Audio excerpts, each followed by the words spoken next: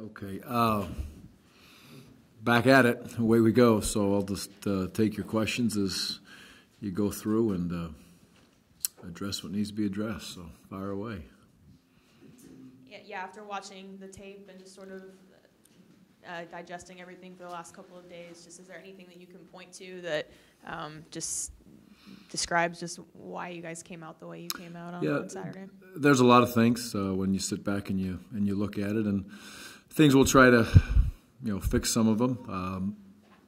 If I evaluated the tape overall, it becomes clear that we still need to take advantage of opportunities when opportunity knocks, and in this league, that's essential that you're able to do that. We were not in several situations. Our ability to give teams, a couple layups a game in big plays on the defense is a huge problem right now. Those two long plays that we gave up can be definitely fixed quickly. We've shared that with the kids. We made a teaching tape today that I think sometimes is a valuable way to do things, is we reflected on back how we played it in practice and what we did in practice and the exact rep that we played in practice more than once, and then we didn't execute in the game. And so we share that with the kids, and that's what you do. You coach them, you teach them, you try to be a better coach, and you try to be a better player in those situations. So those are a couple things. We continually work to find the right pieces to the puzzle. As you go through a year, people figure out. I've said it many times. Good coaches, good players. A couple games you might get away with this, you might get away with that early in the year, and then pretty soon they're going to hone in on who you are, what you're all about, what you can do, and quite frankly what you can't do, and try to take away your best players. And that's what we see, and that's what we're going to continually see on offense. And they're going to look at those defenses that they believe that those weaknesses, that you have on defense, and they're going to work like crazy to exploit those weaknesses. So overall, we're right in a position where I told the kids the same thing that I tell you is I always like to try to make sure I reflect the same message to the kids, to you guys, and to the fans, is that we are where we are because we deserve to be where we are. And we have to work to get out of it. We have to grind away. We have to find a way to make sure that football means a ton to all of us as we continue to prepare and work. And we had a long team meeting, talked about it. It was, I think, a good team meeting. It was a very challenging team meeting for myself, for the coaches, for the kids, and we are where we are. So, for this next 7 weeks, we've got to do everything we can to allow these seniors to have some success their senior year. That is the most important thing, and it matters a lot to us.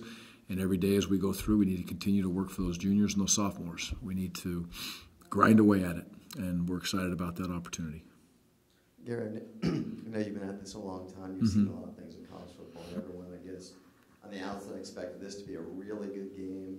But a lot of people thought that Michigan Northwestern last week would be tight, 38-0. Does this sort of show in college football sometimes things happen that you're a lot better than maybe you played on that week, and maybe some teams aren't as good as they think they are based on one particular game? Yeah, one particular game, especially early in the season, can give you not put you in the position that you're truly in for whatever reason it may be, and that's that happens year in and year in, week in and week out. I think that's why you see a lot of those games that are played early that it can flip-flop and go one way or the other just because of the amount of youth or its first game or whatever it may be. You don't know each other. So some of that is applicable. In this last game, we were definitely overmatched. There's no way to look at it and say anything different. If we do, then I think we're kidding ourselves, and we're kidding our kids in the program and everything else. The one place we weren't outmatched is we were outmatched on the line of scrimmage, which was good to see. It was give and take. It was push and shove. Just because they had all those rushing yards does not mean that we got knocked around on the defensive line. There was those defensive linemen, those 3 kids hung in there. They cracked some big runs with some very good players and were consistent in the running game.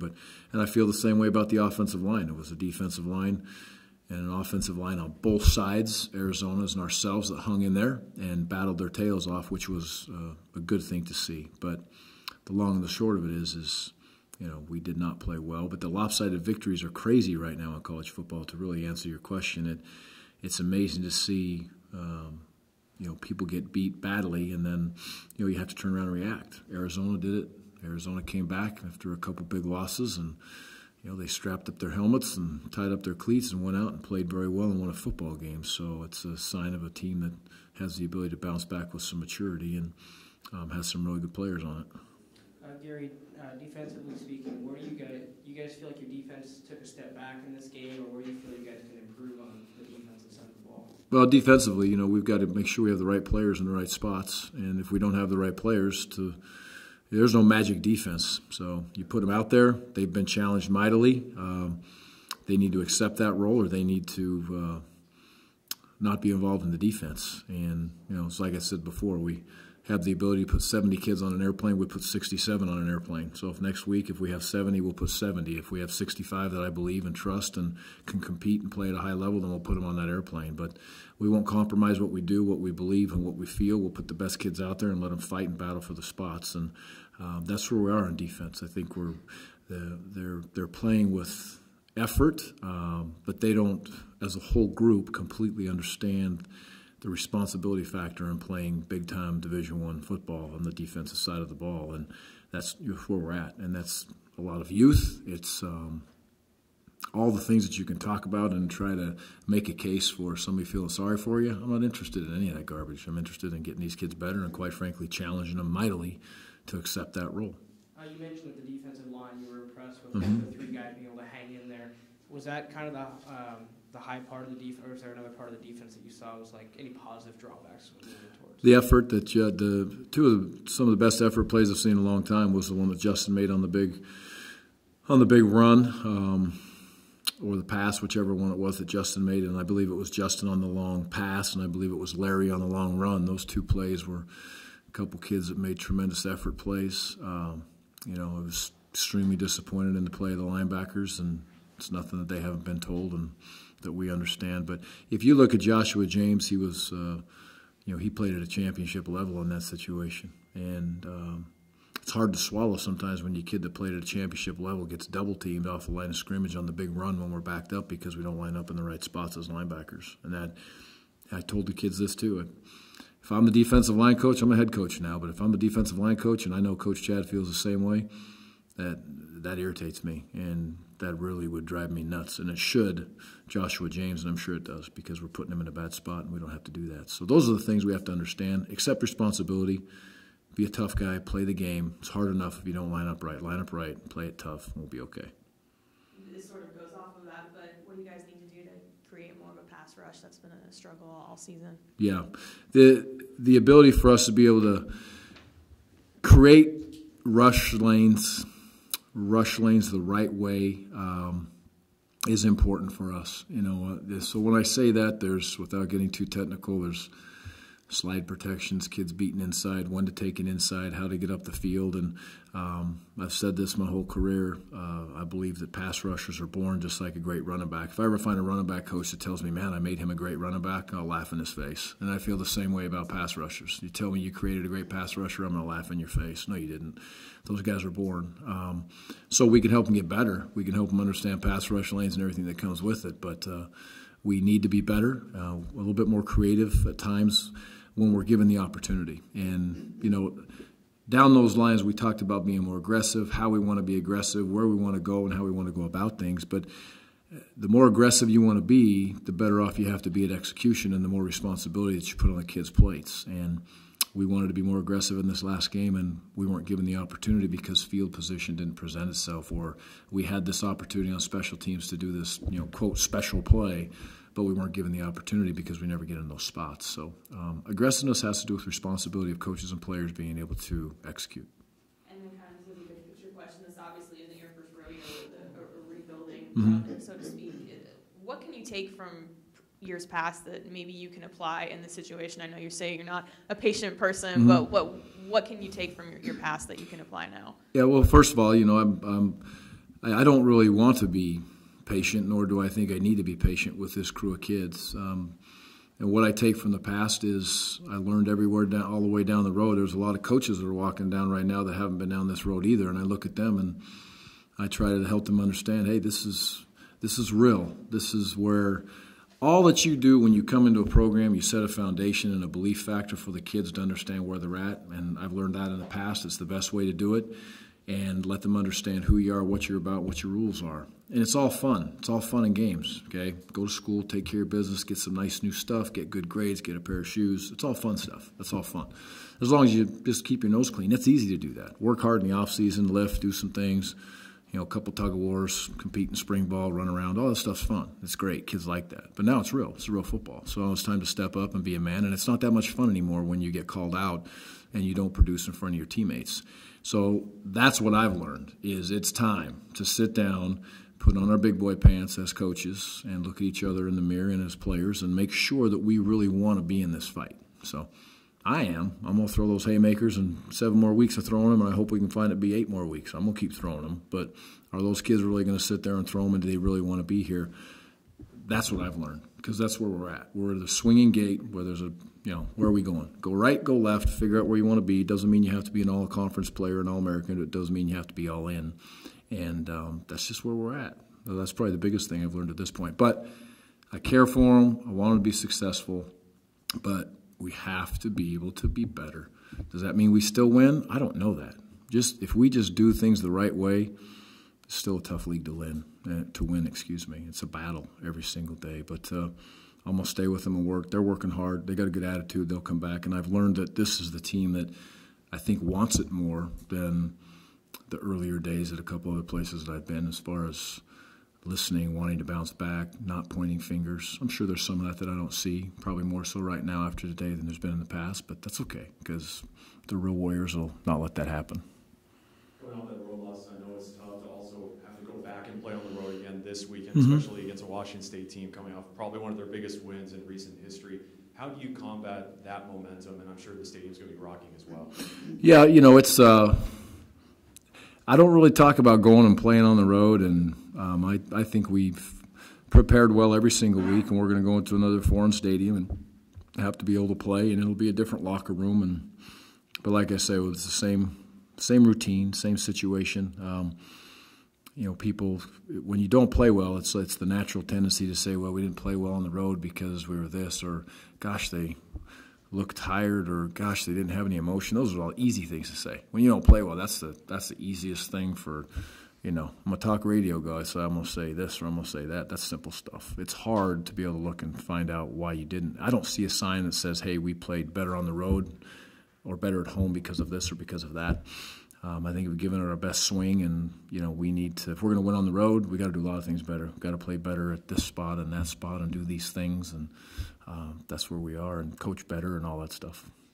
Gary, talk about the challenges an experienced quarterback like Luke Falk brings. Obviously, some guys on the team were here last year when he had his first career start and really lit up the secondary. I mean, what kind of challenges and what are you guys trying to do to stop him after one of his best performances of his career? Yeah, well, Luke, I probably just, when Luke was 17 years old, I probably should have just locked him up in my basement then, and it wouldn't have had a problem. But then my boys wouldn't have won a state championship when he was the quarterback for them and do the things that they all did or the great success they had. He's a great kid. I love him. Obviously, he's from Logan, went to high school with my boys, and he comes from a tremendous family. And he's fought to get where he is. He's a great story. I don't know how much you guys know about his story, but you should look into it and understand where it is because nobody gave him a chance. And he's a self-made guy, and Coach Leach gave him an opportunity, and boys, he made the best of that opportunity. So it's one of the best stories in college football, I would say, out there right now going. Great player, makes good decisions, surrounded by good wide receivers. It's a scheme that is not easy to peg because Coach Leach is going to call it how he wants to call it, which is it's his baby now. He might take a shot on 4th and 1. He might, who knows? He might run a draw on 4th and 25. Who knows what's going to come out of that?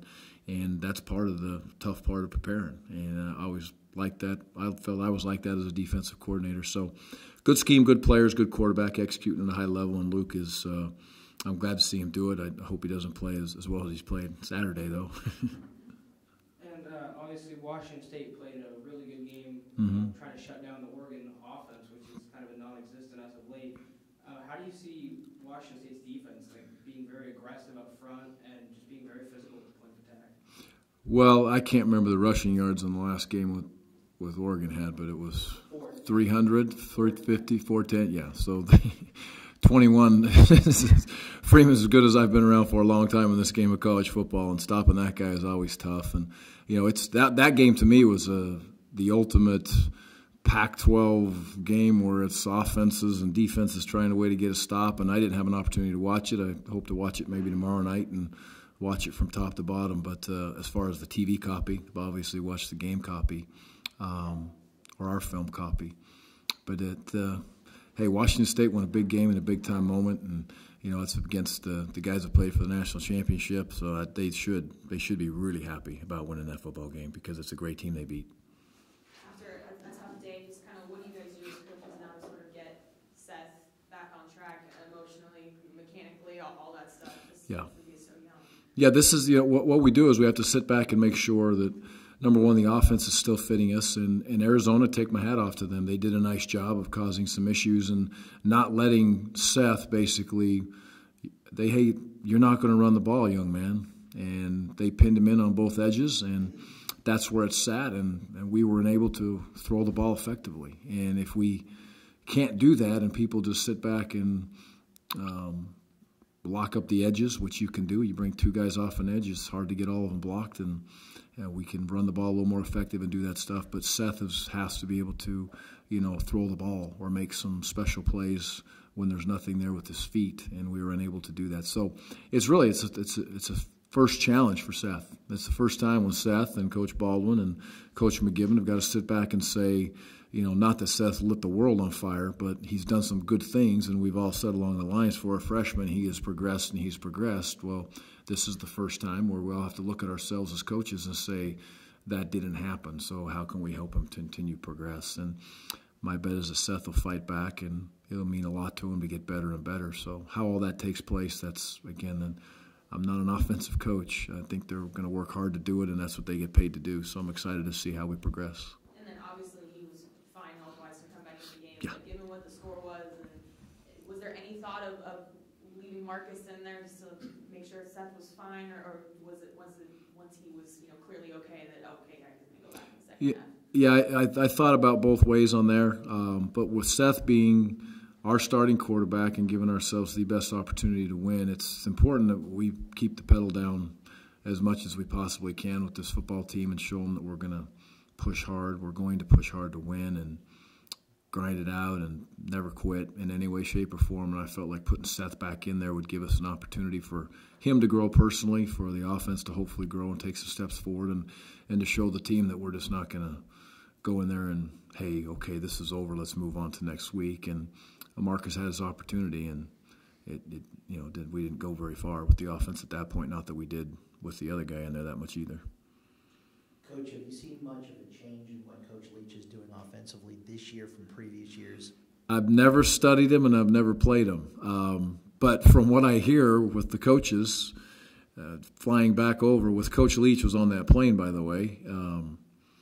It was said many times that all he does is the same thing over and over and over, and no one can stop it. So from what they've said, I would say it hasn't changed much. It's an interesting offense that a lot of people have implemented into their programs as they've gone through. I know that Coach Dykes was heavily involved, and that list goes on and on that have been around Coach Leach for a number of years. I don't know if they've taken on the pirate side of him, but they've taken on the offensive side a lot of times. And with your knowledge of Falk, you probably wouldn't want to reveal this, but I imagine little intricate things like he can't go to his left or anything like that. I actually know more than that. I know some things that may have, he was at my house for a long time, so a lot of sleepovers, homecoming dances, some different things we can probably throw at him to confuse him a little bit more than a zone blitz. So may have a girlfriend now. I could give her some valuable information, some things from the past. But no, he's handled it well. He's really grown up. And I think the biggest thing for Luke, as I look at him, is how he's handling the pressure, the blitzes, and some things that are coming out and getting the ball out. And he's well coached, so he's been in that system for a while. We have to surprise him and try to make him uncomfortable. That's obviously part of the recipe that we're going to have success. Coach, they do appear to be, if you've never played them before, but they ran the ball pretty well against Oregon in key situations. It looks like they're running it more, perhaps, than they have in the past. Yeah, I've seen a couple backs that have flashed at me. I believe the number was 23. I apologize for not knowing names, but I've seen that kid carry piles. He had a couple big plays in that game where he, kept going, 2 or 3 kids on him. It's the read zone stuff that comes out of there. There's another running back that's in there that does some good things for them. So it's concepts. There's two backs a lot of times in there where they have some misdirection run plays coming at them. The offensive line is definitely more than just pass blockers for sure. So the run is maybe that's more of a weapon than it's been in the past, but I look at it and say that these guys run the ball as well as throw it. Do they throw it more? Yes, but they are not afraid to run the ball, and they also have a very, very wicked screen game that they use at times to cause you issues. Completely off the subject in a way, but are you at all surprised, at having played Michigan, that they pitched 3 straight shutouts based on what you saw against them? Well, 3 straight shutouts, I think anybody would be crazy if they didn't ever say that they would be surprised to get 3 straight shutouts. That's an amazing feat. They're very talented. I'm getting ready for them, those defensive kids, and with the one sophomore that plays, which is Peppers, who's probably going to be an All-American at some point, and what they've done on the defensive side, the kids they had were very experienced and they're well coached. And I said it many times, the respect that I've had for the D-line guy that coaches and the D-line kids that have played there for so many years. However many shutout quarters that is, what is that, 15, 16, whatever it's going to be. It's 12, 13, 14, probably 15, right? They go back to our game? UNLV got a late one. Okay, UNLV got a late one, so it's a long time. So, good defensive football team, let's put it that way for sure. You mentioned the long team meeting. Obviously, you need your own players to kind of take on that type of role as well. Have you seen some examples of that, whether it's in the locker room after the game, coming back in the days since then? Yeah, I just there's definitely maturity taking place, and maturity comes with responsibility, and with responsibility comes maturity, in my opinion. So I see it in a few kids. I see it after a few kids want to come and sit down and talk and let them know where they feel. And I want the kids to be able to express their concerns if they have concerns. I want them to be able to understand where we're coming from. So there's the locker room is probably in a good spot for the most part right now, but I guarantee you with where we are and the challenges that are taking place for the young men in this program, there's a lot of decisions that are going to be made and have to be made. It just has to be that way when we're in the spot that we're in, because we're not producing the way we need to produce. So upfront, honest, truthful with them is the way we've always been. I ask the leaders to, look at it and be honest with themselves. And if they don't think that's right, then come in and sit down and talk about it. No one's come in my office and said, man, Coach, I think we're way off base with where we're sitting and how we're playing, and I think we're playing pretty good, and no one's come in and said any of that stuff. So there is some growth. I want to see more. Just the little things as we travel the right way, and it's always going to hurt coaches more than it hurts most kids. But I want to see it hurt more when we lose. The amount of Pac-12 games that have been lost for a long period of time, there's only one way to change that, and it's with first really good players, and that's through getting them better or recruiting. That's through coaches doing their best, and that's being completely invested in a tough league and understanding that probably 4 or 5 times during the season it's going to come down to the last play. And I took the 4 best teams, or whatever many may say the 4 best teams are today, which I guess would be Utah, UCLA, Cal, and I had one more on there. Can't remember. Stanford. That was the 4 teams that I had, and I took 4 or 5 games that they've had this year, and I broke those down to the kids, and I let them understand exactly how hard it is to get to whatever those teams' records have. Shared it with them. Hopefully those little things help. A couple kids came in my office and sat down and said it lets them understand how tough it is. So we'll see. But the leadership's getting better. We're still youthful, but growing. And then kind of just a logistical thing. It's been such a weird start to the season with 2 Friday games, a bye week. You really haven't settled into the whole off Monday, practice Tuesday through Thursday. You finally will settle into that? Is that kind of nice? Yeah, it is nice to settle into it, but then I changed it yesterday. So it was settled in to come in on Sunday and have Monday off, but what we ended up doing is taking Sunday off and meet with the kids this morning. And we can flip that around whatever we think is best depending on travel or where we're sitting. But it was different to sit back and say, whoa, tomorrow could be off or Sunday's going to be off, one of the two, because the normal weeks have not been this way. So I think it's good for the kids. And they had yesterday off, and now they're off for the rest of the day off for school and taking care of their business, but hopefully focusing on the film. But it's good to get, I guess, back into normalcy, if you will. Maybe that's a good word. I don't know. Gary, question kind of not really related to this game specifically, but there's a few players, actually a couple of walk-ons from the Salem area, which is where I'm Beavers from, that's why I'm asking. guys like Hamilton, Hunt, West Riddle, I know Jalen Bailey is a sophomore and he transferred in. These are people who aren't playing. I don't know what their future is, but how important are guys like that to the program moving on? Very important as we continue to grow. And those kids y'all mentioned are working like crazy. You know, every one of those young men, off the top of my head, have been mentioned in our prep players of the week in one way or another. So that just goes to show you they got the respect of the coaches, they got the respect of their teammates, and they're working extremely hard. So it's in-state recruiting is vital. We need to continue to work like crazy. We really would like to get those numbers 30-ish. I mean, I think that's a very realistic number to be in-state players, and we've prided ourselves on trying to get there in the past, and that's where we should be because it's good high school football, and I love those kids. They got a little extra edge to them. And Gary, you talked that you said your forte isn't necessarily offense by any means, but how do you feel like, on a game where we only scored 7 points, how can, in your opinion, you see through Coach Baldwin and given everyone, how are they trying to improve this offense and still take it to where Coach Baldwin said, still waiting for that game where they break out? Yeah, well, the bottom line is this: in this league, if people snap the ball 80 times, they're going to score points. They snap it 100, they're going to score more points. And you have to score to be able to win. And again, shared with the kids today was that fact with the offense. The offense has to score points. You don't get style points. You don't get pretty play points. You get points when you earn points and you get in the end zone and you put it through the goalposts. And we flat are not scoring enough points. There's frustration that comes with not scoring points. There's some good players out there where we're having a hard time getting them the football.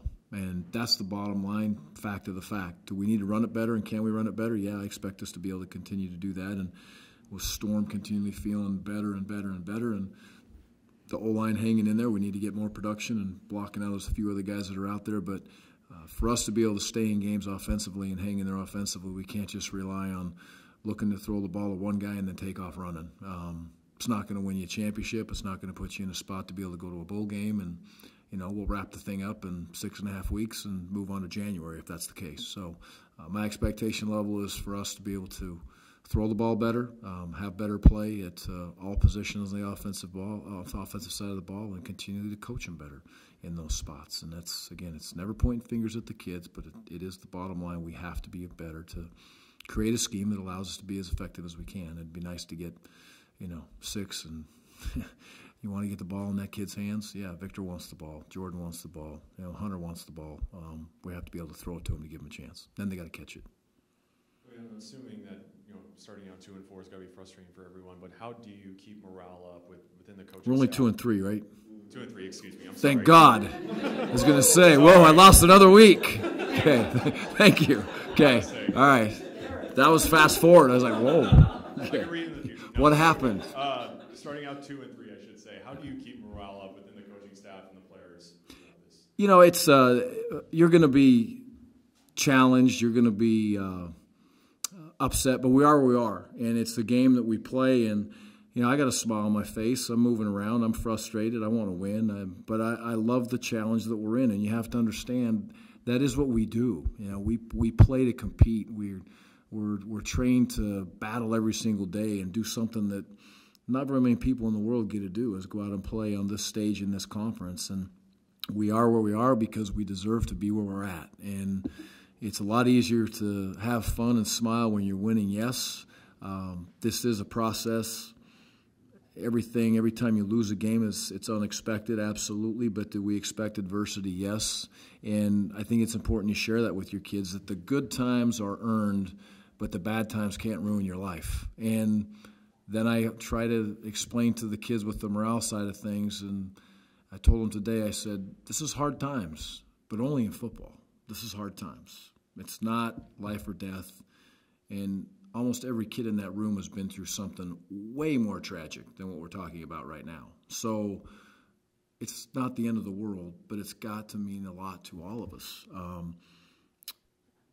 I've been blessed in my life. I've gone through some tragic things, but not even close to what a lot of those kids in that room have gone through. So end of the world? Absolutely not. Does it matter if you just cave in these moments and just go to the next game and say it doesn't matter?